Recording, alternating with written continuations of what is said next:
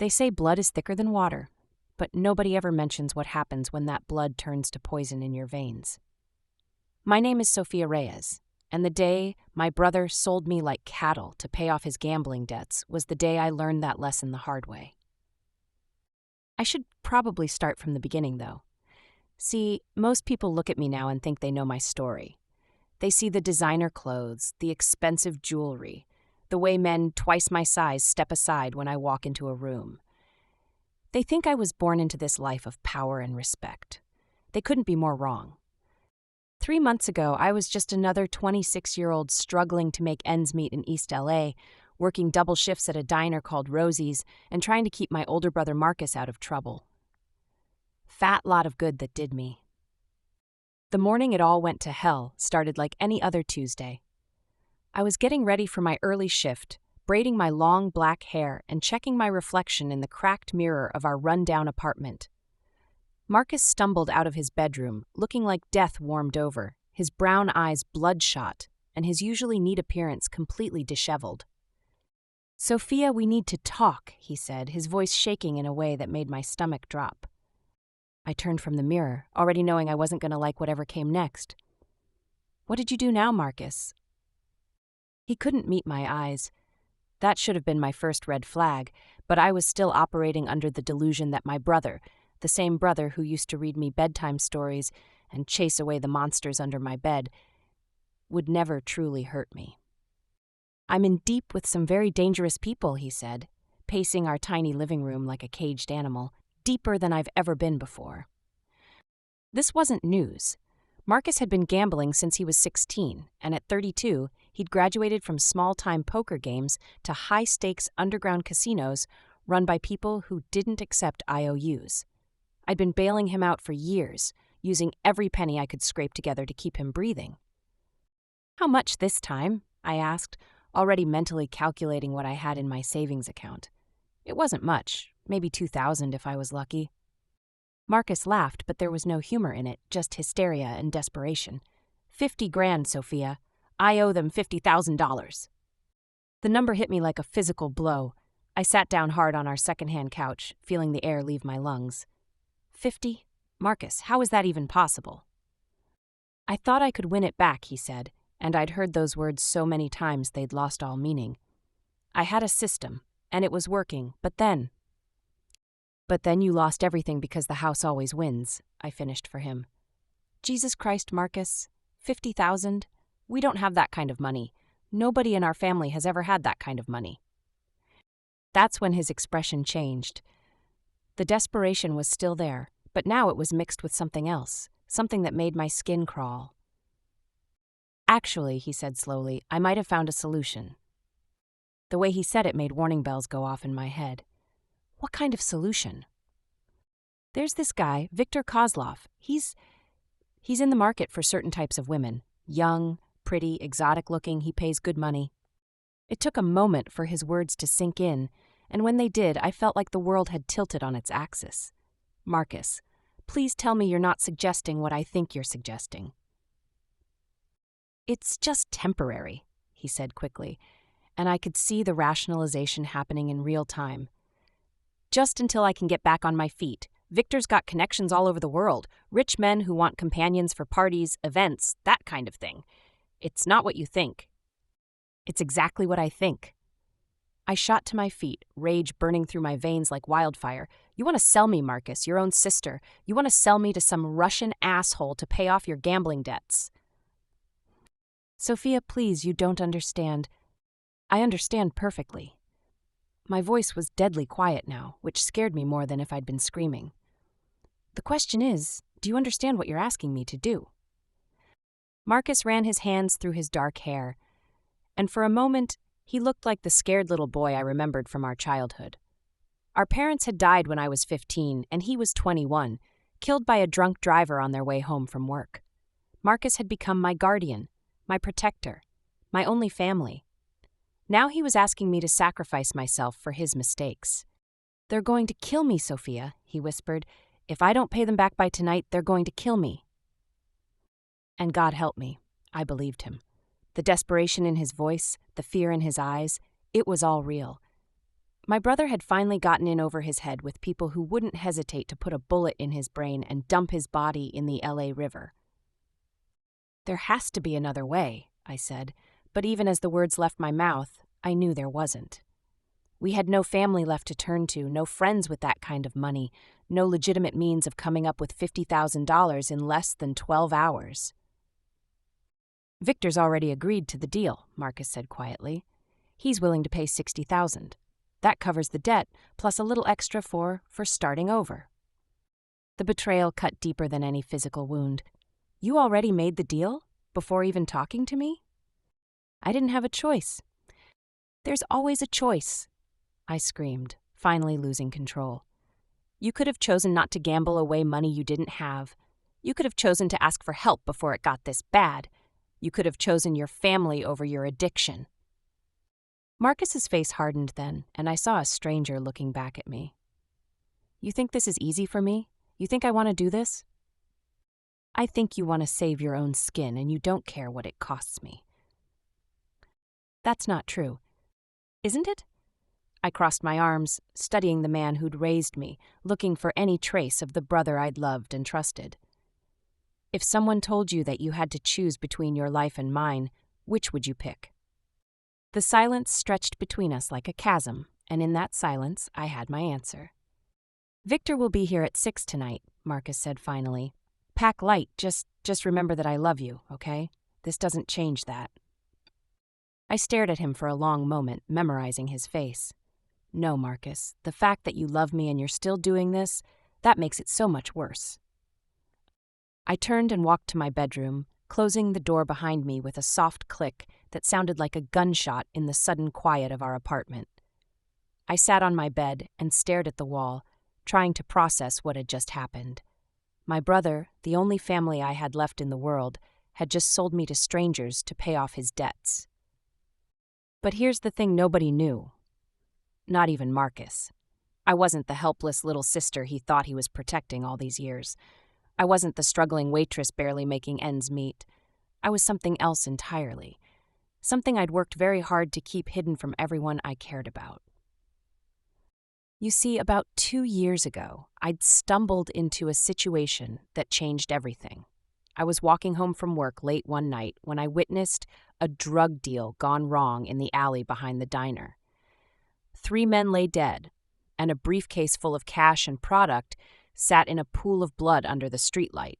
I should have called the police. I should have walked away. Instead, I took the briefcase and disappeared into the night. That briefcase contained $200,000 in cash and enough high-grade cocaine to stock a small pharmacy. More importantly, it contained a ledger with names, addresses, and transaction records for half the dealers in East LA. I spent weeks studying that ledger, learning the players, understanding the territories and hierarchies. Then I started making moves. It turns out I had a talent for this life that I never knew existed.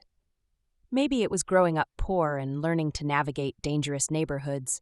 Maybe it was years of reading people's orders and managing difficult customers at the diner.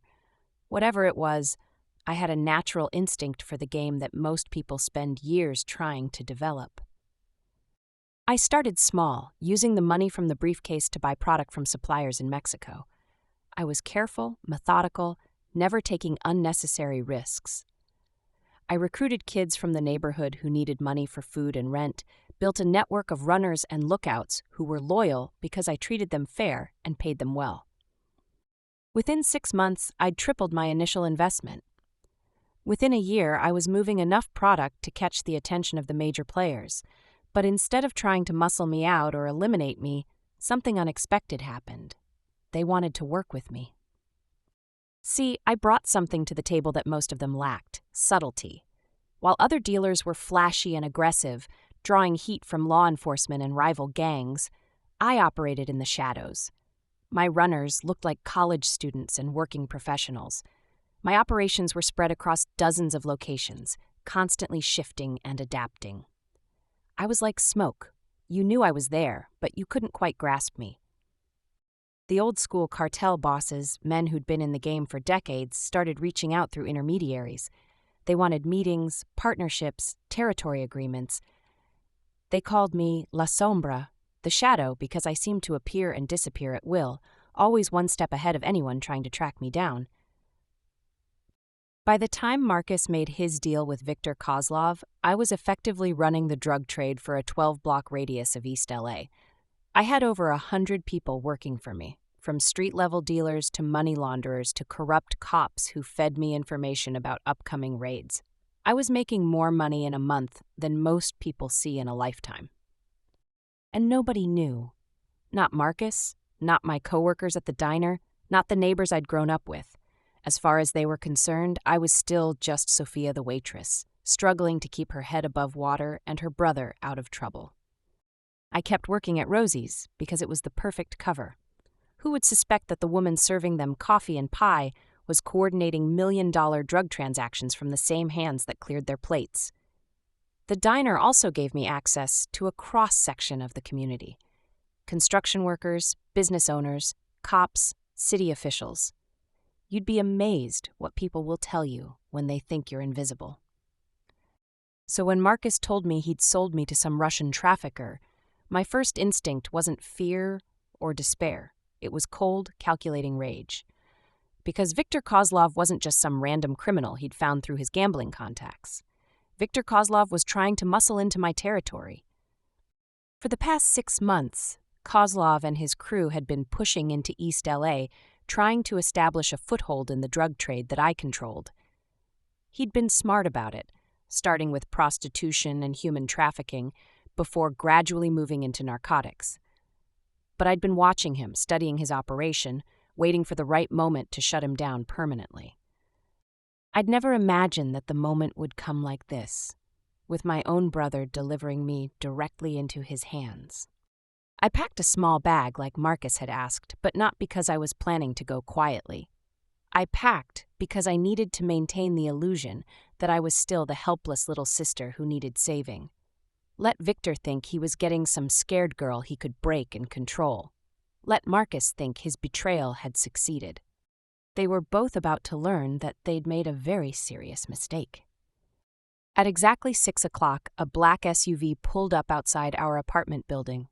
Through the window, I watched 3 men get out, 2 obvious muscle and 1 in an expensive suit who had to be Viktor himself. He was younger than I'd expected, maybe 40, with the kind of pale Eastern European features that screamed money and violence in equal measure. Marcus was pacing again, checking his watch every few seconds like a man waiting for his execution. In a way, I suppose he was. "They're here," he said unnecessarily. I picked up my bag and walked to the door, then stopped and turned back to look at him one last time. "Marcus?" "Yeah. When this is all over, when Viktor finds out who I really am and what I'm capable of, I want you to remember something." "What's that?" "Trash has no family." I smiled, but there was nothing warm about it. You said it yourself. The confusion in his eyes told me he didn't understand yet. That was fine. He would soon enough. I opened the door before Viktor could knock. He was standing there with one hand raised, probably about to announce himself with the kind of dramatic flair that small-time criminals think makes them look important. When he saw me, his expression shifted to something that made my skin crawl. "You must be Sofia," he said, his accent thick but his English precise. "I am Viktor. Your brother has told me so much about you." I'm sure he has. I stepped aside to let him enter, noting how his bodyguards positioned themselves to block the exits. Professional, but not particularly creative. Viktor's gaze swept over our shabby apartment with obvious disdain before settling on Marcus, who was standing frozen by the window like a deer in headlights. "Mr. Reyes," Viktor said, "I trust you've been explaining the situation to your sister?" Yeah, I did." Marcus's voice cracked like he was going through puberty again. "She understands." "Excellent." Viktor turned back to me, and I made sure my expression showed just the right amount of fear and resignation. "Sofia, I want you to know that this arrangement does not have to be unpleasant. I have associates who appreciate beautiful women with spirit. If you cooperate, if you make my clients happy, you will be treated well." "And if I don't cooperate?" I asked, injecting a tremor into my voice that wasn't entirely fake. Viktor's smile was all teeth and no warmth. Then we will find ways to encourage cooperation. I am told you are intelligent, girl. I am sure you will make right choice. I let my shoulders slump in defeat, the picture of broken resignation. Do I have a choice? Of course you do. Victor's tone was almost gentle, like he was talking to a frightened child. You can come willingly, or he gestured to his bodyguards. But I think willing is better for everyone, yes? I nodded slowly, then turned to Marcus one last time. I guess this is goodbye. Marcus stepped forward like he wanted to hug me, then stopped himself. Good thing, too. If he'd touched me in that moment, I might have killed him right there in front of everyone. Don't, I cut him off. Just don't. You made your choice. Now I have to live with it. Victor gestured toward the door. Come, car is waiting. I walked out of the apartment I'd called home for over a decade, past my brother who was trying very hard not to look at me, and down the stairs to the street where Victor's SUV was idling at the curb. One of the bodyguards opened the back door for me with mock courtesy. As I slid into the leather seat, Victor settled beside me while his men took the front. The engine started, and we pulled away from the curb, leaving Marcus standing in the window of our apartment, looking like he'd just watched someone die. In a way, he had. The Sofia he knew, the sister who'd spent her life protecting him and cleaning up his messes, had just died. What remained was something else entirely. You are very calm, Victor observed as we drove through the darkening streets of East LA. Most girls in your situation are more emotional. What's the point of crying? I asked, staring out the window at neighborhoods I knew like the back of my hand. Streets where my runners conducted business, corners where my lookouts kept watch, buildings where I'd held meetings that shaped the flow of drugs and money through this part of the city. Victor thought he was taking me away from my life. In reality, he was driving me deeper into my domain. Practical. I like this. Victor nodded approvingly. My clients appreciate women who understand reality. Where are we going? To meet some associates. We have gathering tonight. Important people who are very interested in meeting you. I almost laughed. If Victor only knew how interested those people were going to be once they realized who I was. The SUV turned into a warehouse district that I knew well. It was on the border between my territory and the traditional Mexican cartel strongholds. Neutral ground, supposedly, though I'd conducted several meetings here over the past year. Victor was either very confident or very stupid to bring me to a place where half the people present might recognize me. We pulled up to a converted warehouse that looked abandoned from the outside, but was clearly bustling with activity within. Cars were parked in careful rows, everything from practical sedans to flashy sports cars to armored luxury vehicles that screamed serious money. Big party, I observed. Very big, Victor agreed. Tonight, we finalize some very important business arrangements, territorial agreements, supply chains, that sort of thing, and you, my dear, will help provide entertainment for our guests. Now I did have to suppress a laugh. Victor had unknowingly brought me to what sounded like a major summit between criminal organizations, where territorial agreements were being negotiated. In other words, he'd brought me to exactly the kind of meeting where my absence would be noticed and my presence would cause serious problems for everyone involved. As we got out of the SUV, I took note of the security setup.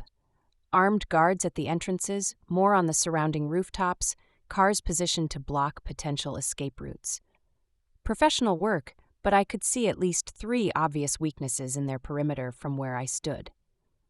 Victor placed a possessive hand on my arm and guided me toward the main entrance. Remember, Sophia, smile, be pleasant, do as you are told. This will be much easier for everyone if you cooperate.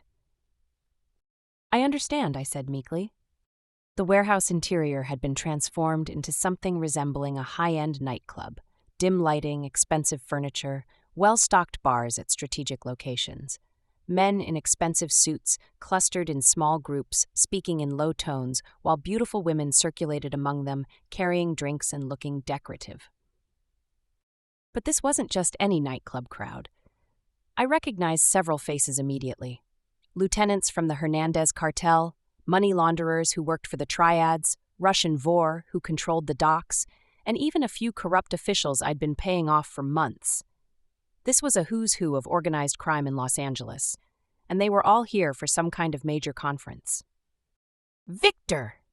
A booming voice cut through the ambient noise, and I turned to see a mountain of a man approaching us.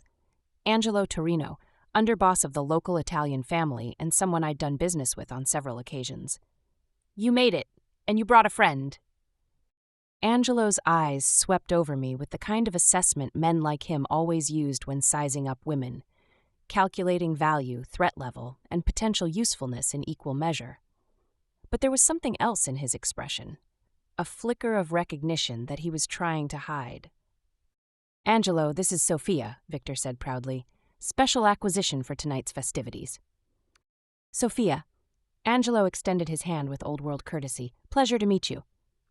I took his hand and he held it just a moment longer than necessary, long enough to confirm that yes, he knew exactly who I was, and yes, he was trying very hard not to react to Victor's stupidity. "The pleasure is mine, Mr. Torino," I said softly, giving him a significant look. Angelo's poker face was excellent, but I caught the slight widening of his eyes as he processed the implications. Viktor Kozlov, small-time Russian trafficker, had just walked into a major criminal summit with La Sombra as his captive prostitute. Either Victor was playing some incredibly deep game, or he was about to become the shortest-lived gangster in LA history. "Victor," Angelo said carefully, "perhaps we should speak privately before you introduce your friend to the other guests." "Nonsense," Victor waved him off. "Sofia is here to work. The sooner she starts, the sooner everyone can enjoy themselves." Angelo shot me another look, this one clearly asking what the hell I wanted him to do. I gave an almost imperceptible shake of my head. "Not yet. Let this play out a little longer." "Of course," Angelo said slowly. "But first, perhaps Sofia would like a drink. It is customary to be hospitable to our guests." "Excellent idea." Victor gestured to one of the circulating waitresses. "Bring us champagne, the good stuff."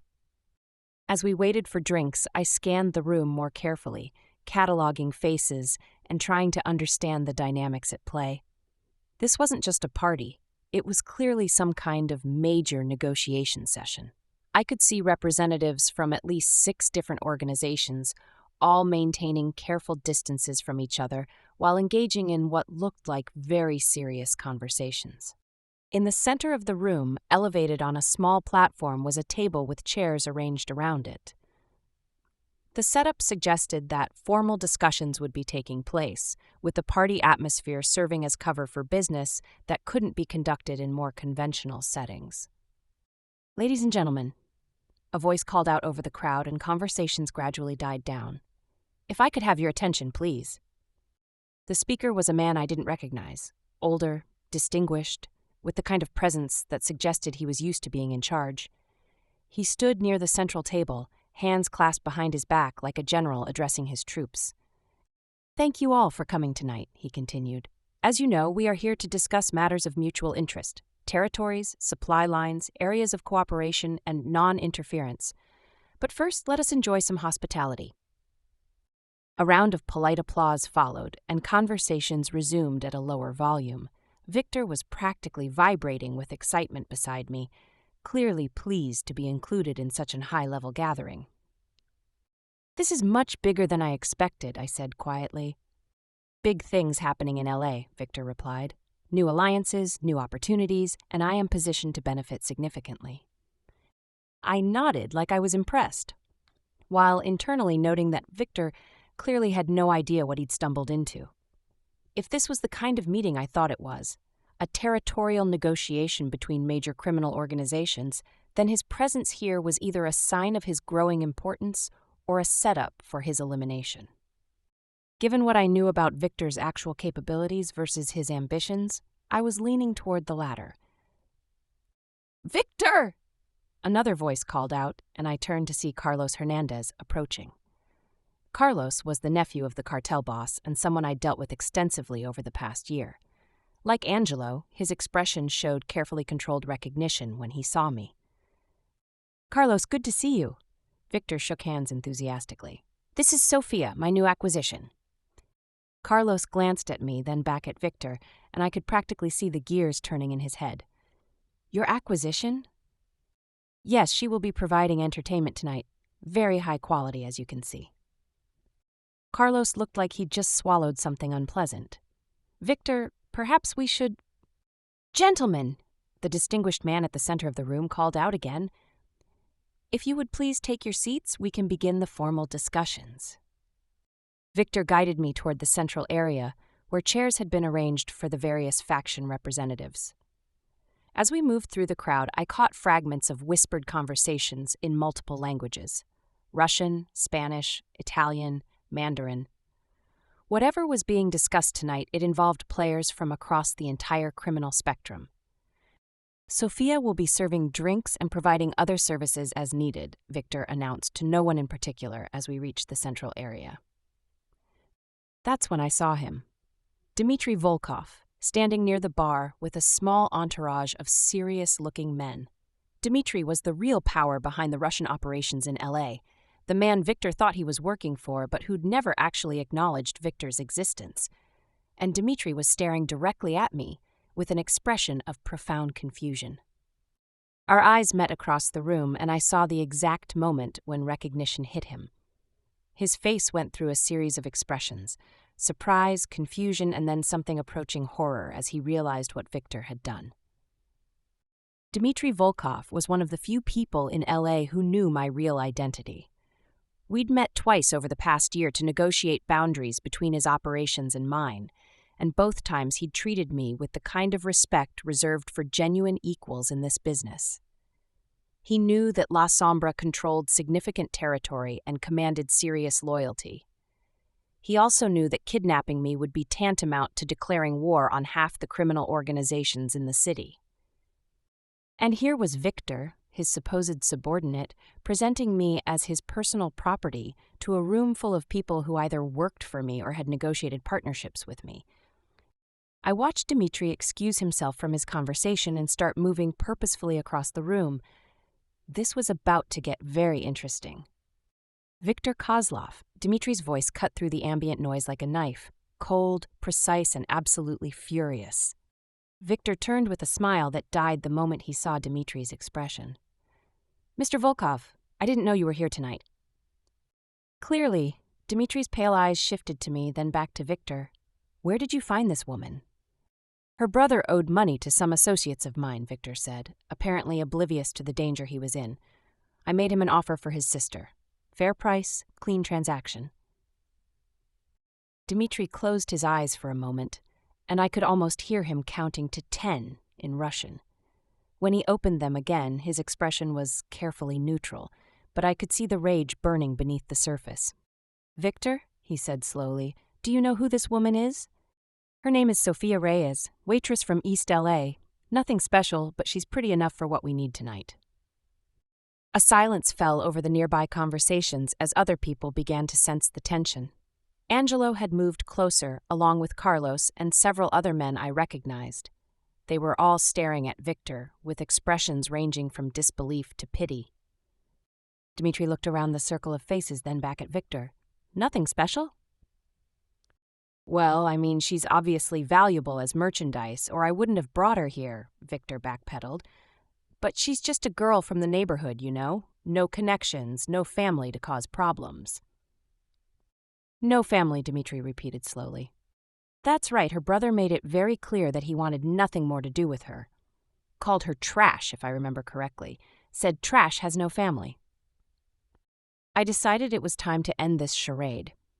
I'd learned what I needed to know about Victor's operation, confirmed my suspicions about his intelligence level, and positioned myself perfectly for what came next. Victor, I said quietly, and something in my tone made him look at me sharply. What? You should probably shut up now. The confusion on his face was almost comical. What are you talking about? Instead of answering him, I turned to address the room at large. My voice carried clearly in the sudden quiet, and I made sure to project the kind of confidence that comes from knowing exactly who you are and what you're capable of. Gentlemen, I said, I believe there's been a misunderstanding. Victor grabbed my arm roughly. Sofia, what the hell do you think you're doing? I looked down at his hand on my arm, then back up at his face. Something I should have done 2 years ago. And what's that? I smiled, and this time I didn't bother hiding what was underneath, taking out the trash. The transformation was immediate. I straightened my shoulders, let my carefully crafted mask of helplessness fall away, and became someone Victor had never seen before. The scared little waitress disappeared, replaced by the woman who'd built a criminal empire from nothing and commanded respect from some of the most dangerous people in Los Angeles. Victor's hand dropped from my arm like I'd suddenly burst into flames. What is this?" "Victor," Dimitri said, his voice heavy with resignation, "I'd like you to meet Sofia Reyes, also known as La Sombra, the woman who controls more territory in East LA than the rest of us combined." The color drained from Victor's face as the implications hit him. Around the room, conversations had stopped entirely as people turned to watch the drama unfold. Some looked amused, others concerned, and a few appeared to be calculating how Victor's imminent demise might affect their own interests. That's impossible," Victor stammered. "She's just a waitress. She works at some dive in East LA." "I do work at a diner," I confirmed. "Best cover I ever had. Amazing what people will tell you when they think you're invisible." Carlos stepped forward with something approaching sympathy. "Victor, man, you really had no idea who you were messing with." "This is ridiculous." Victor's voice cracked with desperation. "She's nobody. Her own brother sold her to pay off his debts." "Her brother," Angelo said quietly, "is about to learn why family loyalty matters in this business." Victor looked around the circle of faces, searching for support or sympathy and finding neither.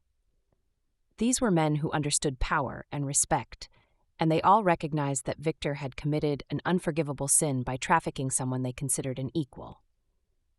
But I bought her," Victor said weakly, fair and square. I laughed, and the sound was sharp enough to cut glass. "Victor, you can't buy what was never for sale, and you definitely can't buy someone who already owns half the people in this room." "What does that mean?"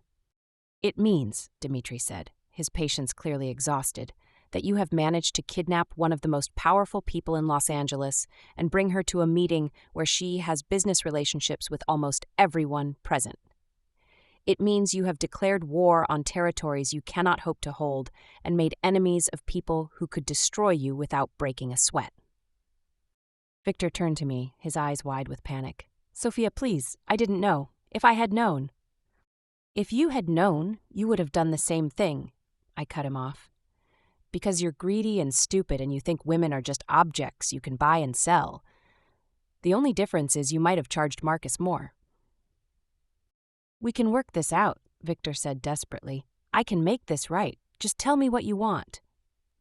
I studied his face for a moment, seeing the fear and desperation there. 2 hours ago, this man had held my life in his hands. Now he was begging for mercy from someone he'd planned to traffic to the highest bidder. "What I want," I said slowly, "is for you to understand something very important." "What's that?" "Family isn't about blood. It's about loyalty. It's about having someone's back when things get tough. It's about protecting the people you care about, even when it costs you something." Victor nodded frantically. Yes, exactly. Family is everything." "My brother had the chance to be my family tonight," I continued. "He could have come to me for help with his debts. He could have trusted me to find another solution. Instead, he sold me to you like I was property." "Sofia. But the thing is, Victor, I do have family, real family, people who've earned my loyalty and trust." I gestured around the room. "These people are my family, and they don't take kindly to strangers trying to hurt their own." The silence that followed was deafening. Victor's face had gone from pale to gray, and I could see sweat beading on his forehead despite the warehouse's cool temperature. "So here's what's going to happen," I said, my voice conversational but carrying clearly to every corner of the room. "You're going to return the money you paid my brother, every penny." Of course," Victor nodded eagerly. "Then you're going to leave Los Angeles tonight, and you're never coming back. But your operations are finished. Your territory is forfeit. Your associates will be given the opportunity to work for people with better judgment, or they can follow you into exile."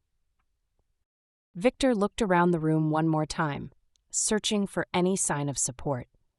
What he found instead were the faces of people who'd already written him off as a bad investment. "And Victor," I added sweetly, "if I ever see you again, if you ever come near anyone in my family again, if you so much as think about returning to my city, I will make sure you disappear in a way that serves as an object lesson for anyone else who might have similar ideas." Dmitri nodded approvingly. "This is generous offer, Victor, more generous than you deserve." "Very generous," Angelo agreed. "If someone had done this to my family, we would not be having conversation." Carlos crossed himself. "Man, you are lucky to be walking out of here alive." Victor's legs seemed to give out, and he collapsed into a nearby chair. The reality of his situation had finally penetrated his skull, and he was looking around the room like a drowning man searching for a life preserver. "I need to make some phone calls," I said to the room at large. "Dmitri, would you mind handling the details of Mr. Kozlov's departure?" "With pleasure," Dmitri replied. "Victor, you have 1 hour to collect your things and get to the airport. My people will escort you to ensure there are no complications." As Victor was led away by 2 of Dmitri's bodyguards, the tension in the room began to dissipate. Conversations resumed, drinks were refreshed, and the business of the evening continued as if a man's entire operation hadn't just been dismantled in the space of 10 minutes.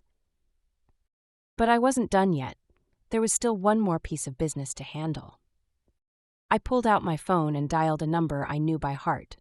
Marcus answered on the second ring. "Sophia, what's happening? Is everything okay?" His voice was shaking, and I could hear the guilt and fear warring with each other. Part of me wanted to reassure him, to tell him everything was fine and that I'd found a way out of the situation he'd created. But that part was overwhelmed by the cold fury that had been building since this morning. "Everything's fine, Marcus," I said calmly. "Victor got what he wanted." "Oh God, Sophia, I'm so sorry. I know you hate me right now, but I promise I'll find a way to make this right. I'll get you back somehow." "Get me back?" I laughed softly. "Marcus, I'm exactly where I belong." "What does that mean?" "It means you sold your sister to people who already work for her." The silence on the other end of the phone stretched so long, I thought the call had dropped. When Marcus finally spoke, his voice was barely a whisper. "What are you talking about?" "I'm talking about the fact that for the past 2 years, while you've been gambling away money we don't have, I've been building something. Creating a family of people who understand loyalty and respect. People who would never sell each other out to save themselves." "Sophia, you're scaring me." "Good. You should be scared, because the money Victor paid you, you're going to return every penny tonight." "I can't do that. I already used it to pay off my debts." "Then you better hope the people you owe money to are more forgiving than I am." I could hear Marcus breathing heavily on the other end of the line, probably trying to process what I was telling him. "Sophia, please. I don't understand what's happening. Where are you? Let me come get you." "You're not listening, Marcus. I don't need to be rescued. I never did. What I needed was a brother who would trust me enough to ask for help instead of selling me to strangers." "I didn't have a choice." "There's always a choice." The words came out harsher than I'd intended, drawing glances from nearby conversations. I lowered my voice but kept the steel in it. "You had the choice to come to me when your debts were 5,000 instead of 50. You had the choice to ask for help instead of assuming I was helpless. You had the choice to trust your family instead of betraying them." "Sophia, please." "You said trash has no family, Marcus. You were right. Trash doesn't have family, but I'm not trash, and the people who love me, who respect me, who would die for me, they're my family now." I ended the call without waiting for his response and slipped the phone back into my pocket. Around me, the business of the evening was continuing, but I could feel eyes on me from every corner of the room. Angelo approached with 2 glasses of whiskey, offering me one with a slight smile. "That was beautifully handled." "Thank you." I accepted the drink gratefully. Though I have to admit, I didn't expect Victor to be quite that stupid. "Men like Victor never see women as anything but objects," Angelo said philosophically. "It is their weakness, and eventually it becomes their downfall." Speaking of downfall, I said, I assume tonight's meeting is about territorial reorganization? Angelo nodded. Victor's operations created some instabilities. His departure will leave vacancies that need to be filled. I might be interested in expanding into some of those areas, I said casually, assuming the terms are reasonable. I think that could be arranged, Angelo raised his glass, to family. To family, I agreed, and we drank. As the evening wore on, I found myself drawn into the formal negotiations that were the real purpose of the gathering. Territory boundaries were redrawn, supply arrangements were discussed, and new partnerships were forged. By the time the meeting ended, I'd effectively doubled my operational area and established formal agreements with 3 major organizations. More importantly, I'd sent a message to every criminal in Los Angeles. La Sombra was not to be underestimated, and anyone who thought they could prey on her would learn exactly why she'd earned her reputation. It was nearly 3 in the morning when I finally made it back to East LA. Instead of going home to the apartment I'd shared with Marcus, I drove to a safe house I maintained in a different part of the neighborhood. I needed time to think, to process what had happened, and to decide what came next. My phone had been buzzing with calls and texts from Marcus for hours, but I'd ignored them all. There would be time to deal with him later, after I'd figured out exactly how I wanted to handle the situation.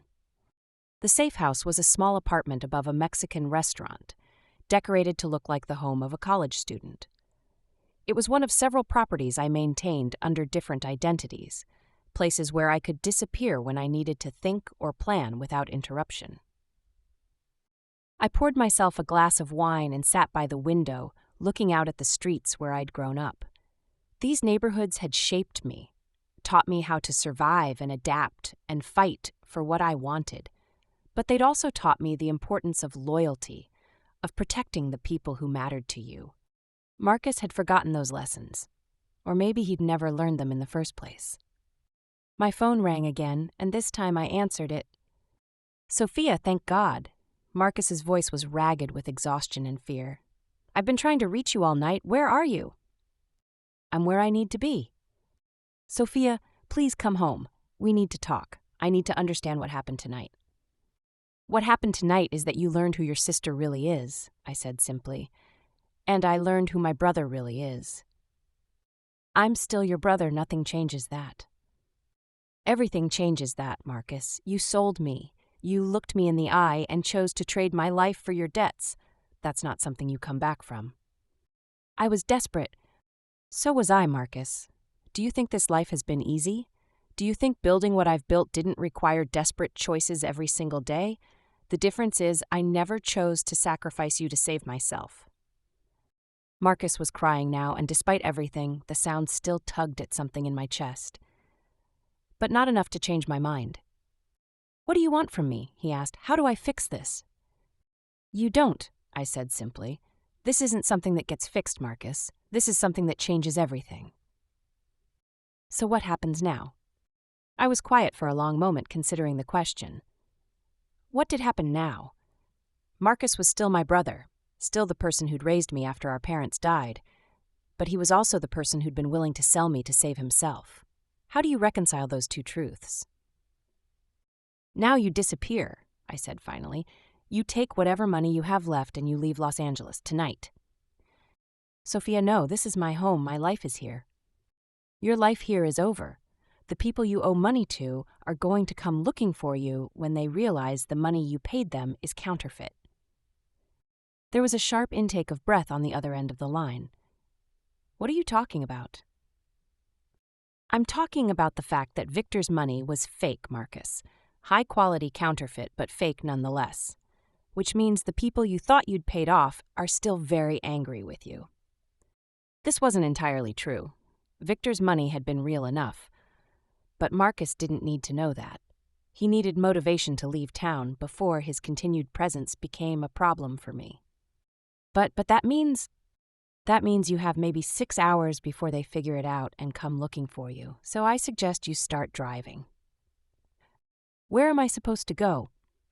I don't care. Phoenix, Denver, Seattle, anywhere but here. Sophia, please. Goodbye, Marcus. I ended the call and turned off the phone. In a few hours, I'd drive by our old apartment to make sure he was gone. If he wasn't, I'd have some of my people encourage him to make better choices. The sun was starting to rise over East LA, painting the sky in shades of orange and pink that reminded me why I'd fallen in love with this place. These streets, these people, this life I'd built from nothing. It was all mine now, without the complication of family obligations or divided loyalties. Viktor Kozlov was on a plane to Moscow, his operations dismantled and his territory absorbed by more competent hands. Marcus would be driving west on the interstate, hopefully smart enough to keep driving until he reached another state. And I was exactly where I belonged, surrounded by people who understood that family was something you earned, not something you were born into. My phone buzzed with a text message. Despite myself, I hoped it might be Marcus with some last-ditch apology or explanation. Instead, it was from Carlos. Meeting went well. Looking forward to working together. Also, your brother's debts have been forgiven. Professional courtesy. I smiled despite myself. Carlos understood the game better than most. By forgiving Marcus's debts, he was doing me a favor that created an obligation. Nothing in this life was free, but some prices were worth paying. I texted back, appreciated, we'll discuss terms next week. As I finished my wine and prepared for bed, I thought about the strange journey that had brought me to this moment. 12 hours ago, I'd been Sofia the waitress, struggling to keep her brother out of trouble. Now, I was La Sombra, undisputed queen of East LA's criminal underworld, with territories spanning half the city and partnerships with organizations my younger self couldn't have imagined. The transformation should have felt sudden, jarring, like putting on someone else's clothes. Instead, it felt like coming home. Because the truth was, I'd always been this person. The quiet strength that let me survive growing up poor and orphaned, the intelligence that helped me navigate dangerous neighborhoods and difficult people, the loyalty that made me protect Marcus even when he didn't deserve it, those were the same qualities that had built my empire. The only difference was that now I didn't have to hide who I was anymore. No more pretending to be helpless when I was capable of handling any threat. No more acting grateful for scraps when I could take whatever I wanted. No more protecting people who would sell me out the moment it became convenient. I was La Sombra, and shadows belonged to the night. As I drifted off to sleep in my safe house above the Mexican restaurant, I could hear the city waking up below me. Delivery trucks rumbling down empty streets, early commuters starting their drives to work, the first stirrings of another day in Los Angeles. Somewhere out there, Marcus was driving toward a new life, whether he wanted one or not. Victor was probably sitting in an airplane, staring out the window and wondering how everything had gone so wrong so quickly. And in boardrooms and back alleys across the city, people were adjusting their plans to account for the new reality of power in East LA. But all of that belonged to tomorrow. Tonight I was exactly where I belonged, surrounded by the family I'd chosen and the empire I'd built. And for the first time in my life, I didn't have to apologize for being exactly who I was. After all, trash has no family, but queens have everything.